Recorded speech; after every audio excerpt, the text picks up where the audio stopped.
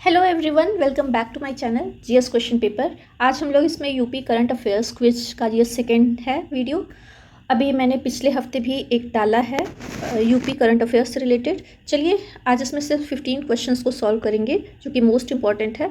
सबसे पहला है, योगी आदित्यनाथ ने किस जिले में दक्षिण पश्चिम एशिया की सबसे बड़े बेवरेज प्लांट का उद्घाटन किया है। यहाँ पर ये बात ध्यान रखिएगा, दक्षिण पश्चिम एशिया का जो है सबसे बड़ा बेवरेज प्लांट है। कहाँ पर इसको उद्घाटन किया गया है? अमेठी, मेरठ, जालौन या फिर वाराणसी। इसका जो राइट आंसर है ये है अमेठी में। अमेठी में दक्षिण पश्चिम एशिया के सबसे बड़े बेवरेज प्लांट का उद्घाटन योगी आदित्यनाथ ने किया है। नेक्स्ट क्वेश्चन देखते हैं। उत्तर प्रदेश में बेहतर ट्रांसपोर्ट की सुविधा के लिए सरकार ने कितने नगर निगम सहित 19 शहरों में इलेक्ट्रॉनिक बस चलाने का निर्णय लिया है? तो यहाँ इलेक्ट्रॉनिक बस चलाने का बात हो रहा है। 19 शहर है। नगर निगम कितने हैं?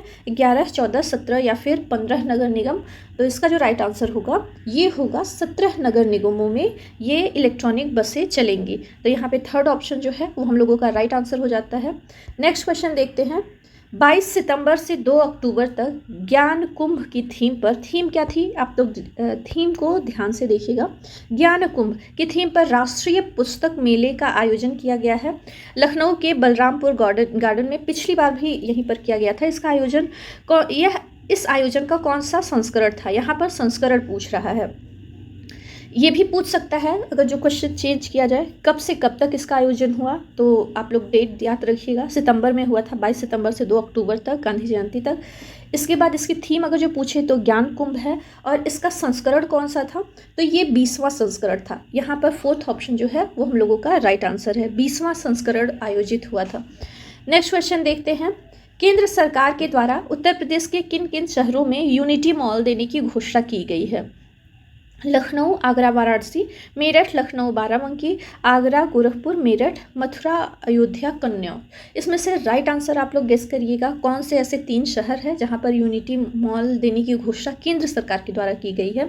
तो ये है आपका लखनऊ, आगरा और वाराणसी। फर्स्ट ऑप्शन यहाँ पर जो है वो राइट आंसर है। तीनों शहर का नाम याद रखिएगा, लखनऊ है, इसके बाद आगरा है और फिर वाराणसी है। अब ये बेवरेज या यूनिटी मॉल है क्या कि भारत सरकार के केंद्रीय बजट 2023-24 में देश के समस्त राज्यों में यूनिटी मॉल की स्थापना किया जाने का प्रावधान किया गया है। यूनिटी मॉल का मुख्य उद्देश्य इसका है एकीकरण, मेक इन इंडिया और ओडीओपी जो है उसके प्रयासों को बढ़ावा देना और स्थानीय हस्तशिल्प उत्पाद एवं स्थानीय रोजगार का सृजन करना है। ये यूनिटी मॉल का मुख्य उद्देश्य है। चलिए नेक्स्ट क्वेश्चन देखते हैं। अपने बांस उत्पादों के लिए प्रसिद्ध देवरी गांव को टूरिस्ट डेस्टिनेशन विलेज के रूप में विकसित किया जाएगा। किसके विलेज में? टूरिस्ट डेस्टिनेशन विलेज के रूप में विकसित किया जाएगा। और यह गांव किस जिले में अवस्थित है? यहाँ पे जिला पूछ रहा है। इस क्वेश्चन को अगर जो चेंज किया जाएगा तो ये भी पूछ लेगा कि किस जिले में, मतलब अब बांस उत्पादों के लिए प्रसिद्ध जो देवरी मतलब कौन सा गांव है, गांव का नाम पूछ सकता है। या फिर देवरी गांव को टूरिस्ट विलेज के रूप में घोषित किया जाएगा, लेकिन यह किस उत्पाद के लिए प्रसिद्ध है? तो ये ध्यान रखिएगा, बांस उत्पाद। यहाँ पे 3 पॉइंट आप लोगों को ध्यान रखना है। पहला बांस उत्पाद, और गांव का नाम है देवरी गांव, और इसको क्या किया जाएगा? Tourist destination. और यह है कहाँ पर? प्रयागराज, वाराणसी, बहराइच और बलरामपुर। इन चारों में से जो राइट आंसर है वो है इलाहाबाद में, प्रयागराज में। इलाहाबाद अभी नाम है उसका प्रयागराज। तो यहाँ जो फर्स्ट आंसर है वो हम लोगों का राइट आंसर हो जाएगा। नेक्स्ट क्वेश्चन देखते हैं। उत्तर प्रदेश के किस जिले में मौजूद रोडवेज ड्राइवर प्रशिक्षण केंद्र से पहली बार 17 महिला ड्राइवर का बैच तैयार होकर के निकला है?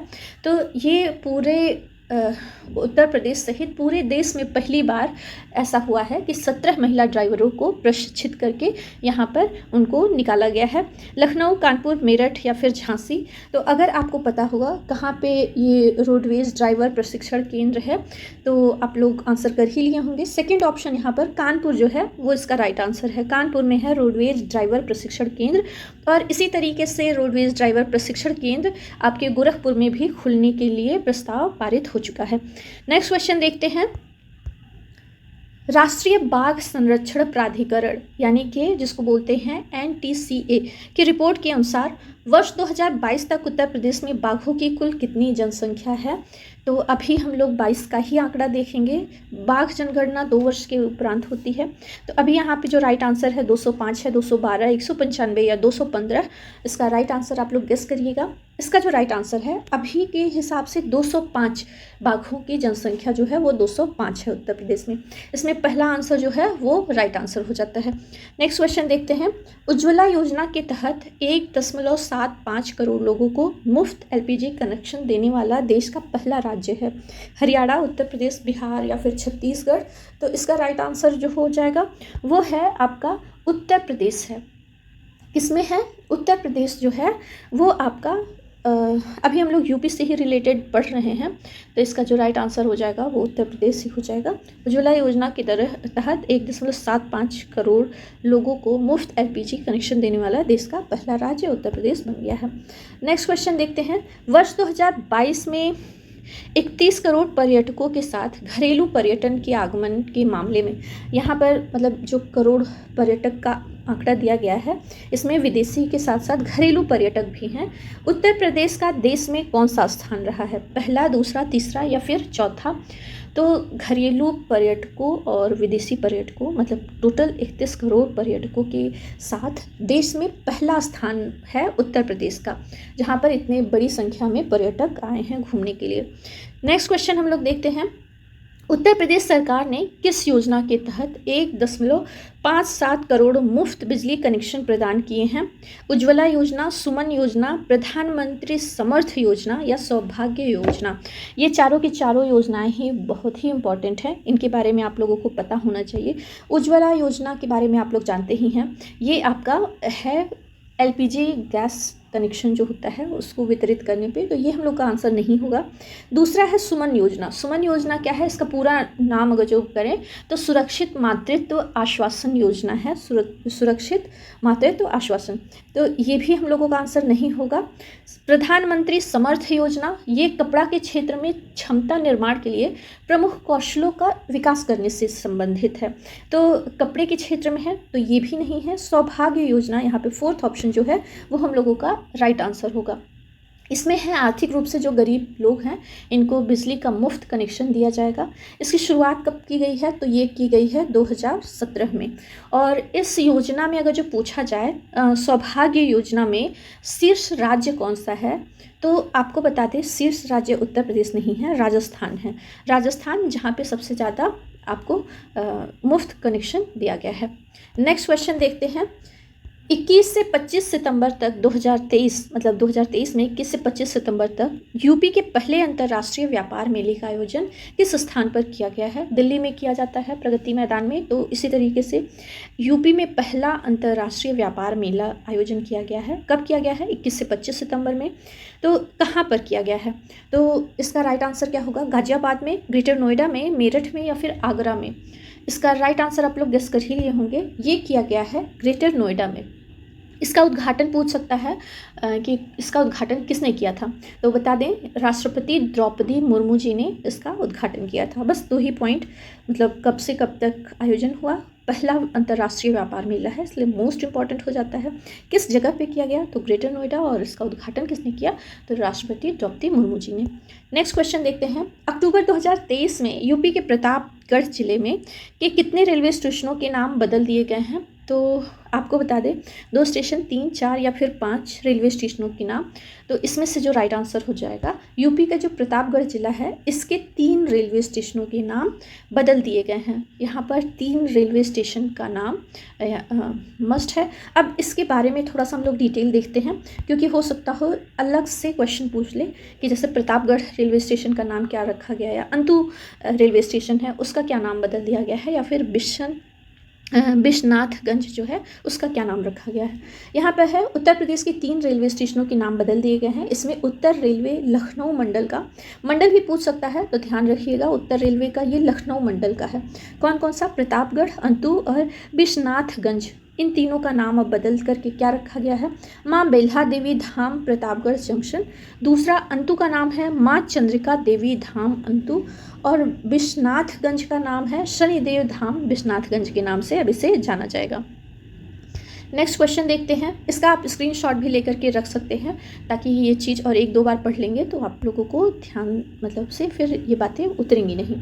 नेक्स्ट है, उत्तर प्रदेश सरकार ने किस स्थान पर कांच की भूल भुलैया बनाने का निर्णय लिया गया है। लखनऊ में भूल भुलैया है, आप लोग अगर जो गए हो तो जानते होंगे। यहाँ पर कांच की भूल भुलैया बनाया जाएगा, लेकिन लखनऊ के भूल भुलैया के जैसे नहीं।